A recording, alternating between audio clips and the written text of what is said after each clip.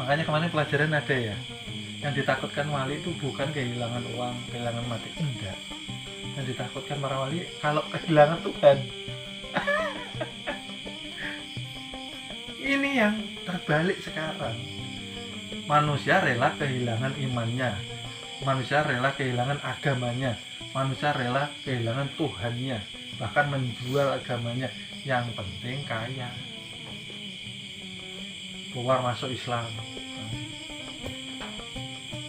menjual akidah. Wih, kan sekarang sangat banyak seperti itu. Nah, ini yang terbalik ini, dunia terbalik. Ada sinetronnya ya. Ini yang banyak umat yang kenyataannya sekarang banyak yang ucapannya dia beriman, saya taat, saya takwa, saya hamba Allah, tapi hatinya kehilangan materi, takut nanti dulu harus belajar lebih giat ini. Kalau engkau sudah tidak takut kehilangan apapun, maka semua akan datang kepadamu. Itu loh maksudnya.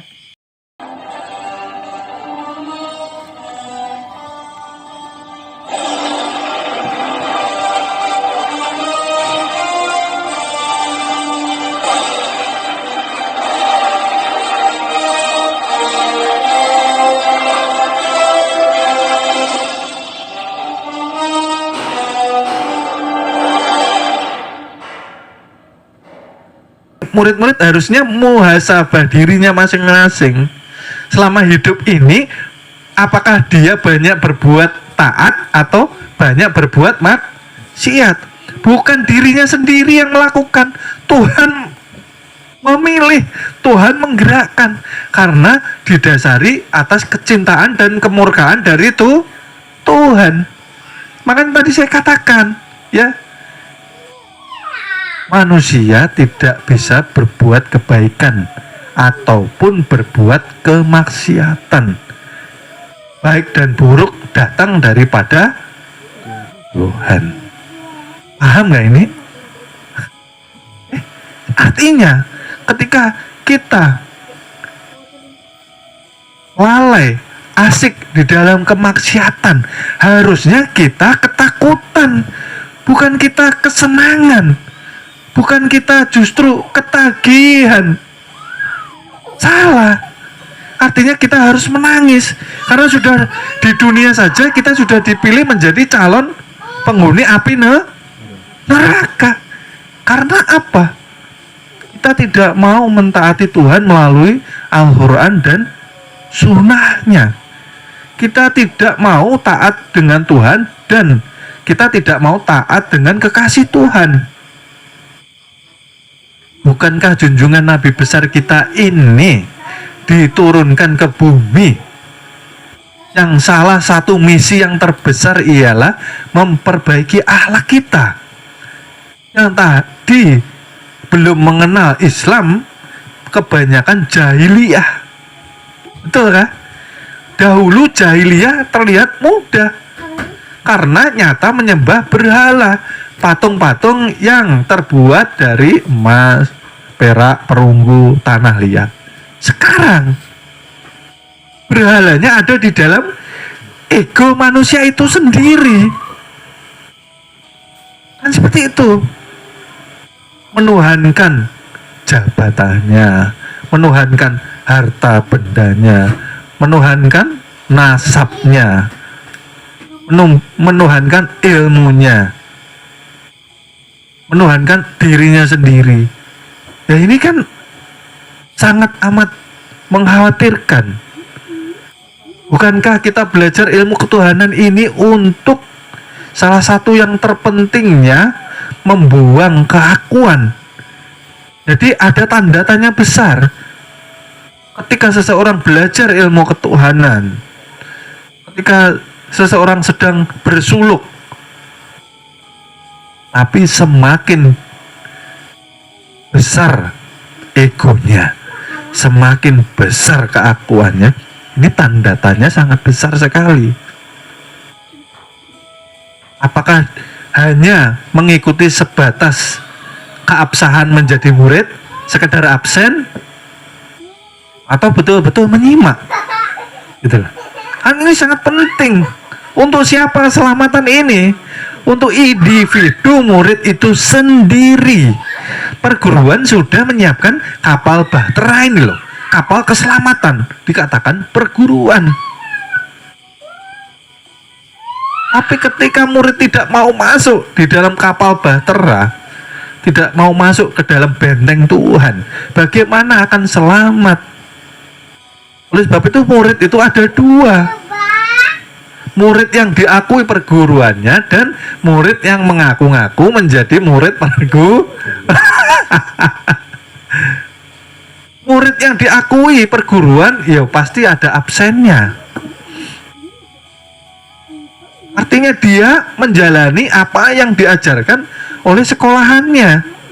Bukankah kita sekolah ini untuk meningkatkan kualitas? Kalau kita belajar kualitas kita tidak ada perubahannya, masih diakui semua, ibadah kita mengakui, ya percuma sampai kita menginjakkan kaki ke tanah suci Mekah, hanya menghabiskan uang saja, sia-sia. Usia kan semakin dekat, masa ndak melihat Tuhan sih? Ini tadi kita jelaskan, ayo belajar. Masa tidak ada ketakutan sama Tuhan? Setiap kita gerak nih, nah, ternyata Tuhan ingin tajali, ingin dilihat, ya. Haus diberi minum, lapar diberi makan, ya. Bau badan sudah tidak enak dimandikan. Masya Allah, tidak sadar-sadar, hanya istighfar. Minta ampun sama Tuhan. Ya Allah, minta ampun ya Allah. Jangan kau cabut hidayah ini ya Allah. Tetapkan iman Islam, beri istiqomah ya Allah. Beri kekuatan saya hijrah ya Allah. Hijrah itu kan tidak setengah-setengah. Kalau setengah-setengah bagaimana? Kita ini loh dikatakan tidak akan menjadi penghuni surga kalau di dunia kita tidak mengenal Tuhan kita. Ya. Hidup sekali, kalau masih hidup sudah buta mata hatinya, di akhirat semakin buta. Ya, mencari Tuhan tuh di dunia, masa sampai akhirat mencari Tuhan terus, tersesat kan? Kayak sinetronnya Deddy Mizwar terus ini, mencari Tuhan episode 1, episode 2 nggak ketemu-temu. Ya, oleh sebab itu kita jelaskan, ayo, setiap gerak yang timbul di badan kita itu Tuhan ingin dikenal, itu Tuhan ingin memberitahu, bahwa aku bersama engkau, engkau adalah aku, tapi aku bukan engkau, karena engkau ciptaanku. Paham gak? Gak usah ngaku-ngaku lah. Itu loh maksudnya. Caranya seperti apa memakai ilmu keselamatan ini? Caranya seperti apa sih guru? Caranya jangan engkau kenang lagi seluruh ibadah dan perbuatan kita. Artinya seperti apa sih guru? Jangan dikenang itu. Jangan dikenang itu ketika waktu sholat datang, sholat aja. Jangan melihat jasad lagi yang bergerak. Itu loh maksudnya, memakai ilmu takwa, memakai ilmu keselamatan, memakai badan syahadat, memakai badan la ilaha. Ini dilatih. Jangan lagi ketika kita melihat itu, jangan lagi menyertakan mata. Itu basornya Tuhan, itu sifatnya Tuhan. Oh nyata Tuhan, tampak nyata, sangat nyata, lebih daripada matahari. Masa kita masih mencari? Ya Allah, kita sekarang kewajibannya menyaksikan. Ya Allah, ya Allah, pahamkah ini? Artinya apa? Tidak ada lagi celah kita untuk berbuat maksiat. Ketika kita sudah paham tetapi masih melakukan maksiat, ya tadi apa? Berarti kita dipilih untuk menjadi calon penghuni. Artinya selama ini kita tidak menghiraukan nasihat Tuhan. Nikmat mana yang engkau ingkari? Nikmatnya mana yang diingkari nih nah? Kita ini merasa aku terus nih nah. Hanya di perguruan ini belajar dikikis. Jangan disebut nama kita. Yang ada ini bukankah Tuhan? Kita ini tidak ada. Pada ilmunya Adam tiada. Setelah Adam tiada, barulah Tuhan nyata. Kalau kita masih ada, tidak mungkin Tuhan nampak di dalam kesaksian batin kita. Artinya ketika kita mempelajari ilmu ini, nurani kita belum terbuka. Kan ini tanda tanya ya. Belajar ketuhanan tapi sifatnya belum berubah. Belajar ketuhanan semakin angkuh, belajar ketuhanan semakin tidak peduli kemanusiaan. Ini bahaya. Oleh sebab itu kan semua dijelaskan bahwa semua ini kan pinjaman toh, amanah. Ini satu contoh begini. Ketika ballpoint ini ya, contoh kias, ini milik saya. Ketika saya taruh, saya tinggal, ke restroom umpamanya, lalu diambil orang, diakui orang, ketika saya ambil lagi, karena saya mengetahui orang itu yang mengambil, kalau orang itu marah, aneh enggak? Aneh enggak? Aneh. Karena nyata-nyata ini ballpoint saya. Kembali ke manusia. Zahir batin milik Tuhan. Iya kah? Terus dititipi. Dititipi apa? Dititipi rumah, dititipi kendaraan, dititipi rezeki, dititipi anak, dititipi apa lagi? Jabatan, dititipi kenikmatan macam-macam. Tuhan mengambil, marah enggak kira-kira?